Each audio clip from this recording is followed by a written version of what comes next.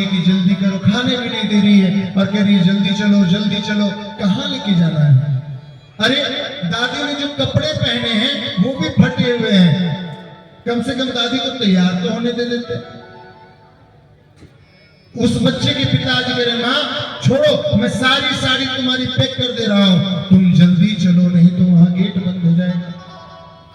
वो बच्चा से रहा नहीं गया और अपनी माँ के पास गया, बोला माँ ये दादी को कहां लेके जा रहे हो? तो उसकी माँ कहती है कि बेटा ये जो दादी है ना, ये तुम्हारी दादी ये बूढ़ी हो गई है, और बूढ़ी हो गई है तो इस घर में इनको मन नहीं लगता है। हम इनको ऐसे जगह ले जा रहे हैं जहां इनके जैसे 2-4 और बूढ़ी दादी लोग रहे ताकि इनका मन लग जाए। तो कि माँ ऐसा करो, कम से कम खाने को दे लो, कपड़ा तो दूसरा पहनने दे लो, उसके बाद ले जाना।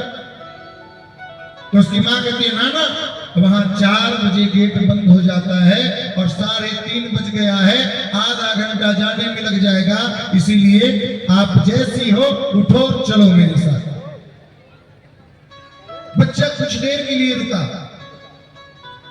फिर वो अपनी माँ को कहता है माँ एक बात बोलो, एक बात मेरे मन में बड़ा अच्छा ख्याल है। बोले हाँ बेटा बोलो। बोले मैं जब बड़ा हो जाऊंगा ना तो मैं वृद्धाश्रम के बगल में घर बनाऊंगा। बोले क्यों? वृद्धाश्रम के बगल में घर क्यों बनाना? बोले माँ जैसे आज दादी बूढ़ी हो गई है वैसे तुम भी तो कभी बूढ़ी हो जाओगे, और जब तुम बूढ़ी हो जाओगी तो तुमको भी तो मन नहीं लगेगा, हाँ, और फिर तुम्हें भी वृद्धाश्रम में रखना होगा। इसलिए मैं वृद्धाश्रम के बगल में घर बनाऊंगा ताकि मैं तुम्हें इतना तंग नहीं करूंगा कि जल्दी खाओ उठो चलो कपड़ा भी नहीं बदलो। अरे तुम चैन से बैठ के खा लेना, एकदम कपड़े पे कपड़ा बदल लेना, जो मन करे वो कपड़ा पहन लेना, कोई देरी नहीं होगी। जब तुम पूरा तैयार हो जाओगी उठाकर हम तुम्हें वृद्धाश्रम ले जाएंगे। बोले भगवत्सल भगवान की जय। जैसे ये बात उस बच्चे ने कहा तो उस माँ के मन में ये ख्याल आया कि अरे मैं ये क्या कर रही हूं, हाँ ये मैं क्या करने जा रही थी। आज अगर ये वाकया हो जाता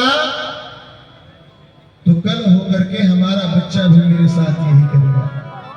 वो कहते ना ना बेटा वृद्धाश्रम नहीं, ऐसे हम सोचे कि घुमाकर थोड़ा सा ले आएंगे।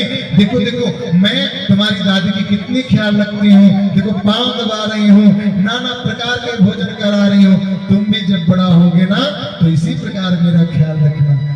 बोले जगत जननी जगदम्बा मैया की जय हो।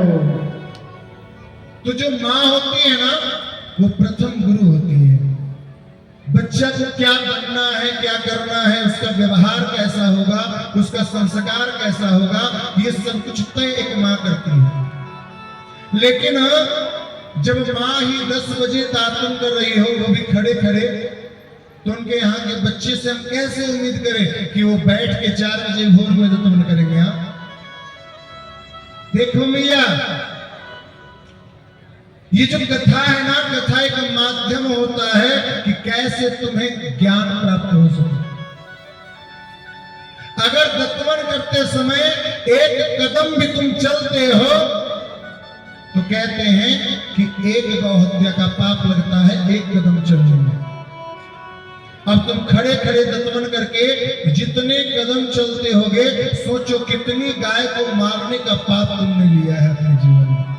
हाँ एक गाय अगर हमारे यहाँ गलती से बंध के मर जाती है तो आपको याद होगा कि वैसे लोगों को कैसे त्याग कर दिया जाता है। 21 दिनों तक वो अपवित्र माने जाने लगते हैं और फिर उन्हें बनारस जाना होता है, काशी में वहां गाय घाट में जाकर के पिंडदान करना होता है, तब जाकर के गंगा स्नान करते हैं, फिर घर में पूजन करते हैं, तब वो पवित्र हो पाते हैं, जो कि गलती से हुआ है। लेकिन आज तुम प्रत्येक दिन दातुन खड़े खड़े कर करके टहल टहल के जो दातुन कर रहे हो, कितनी गाय को मारने का पाप ले रहे हो।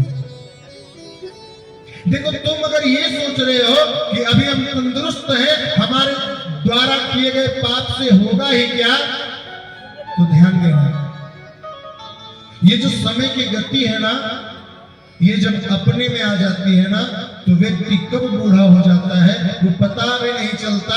और जब उसकी मार पड़नी प्रारंभ हो जाती है ना, तब समझ में आता है कि अब हमने ये क्या कर दिया।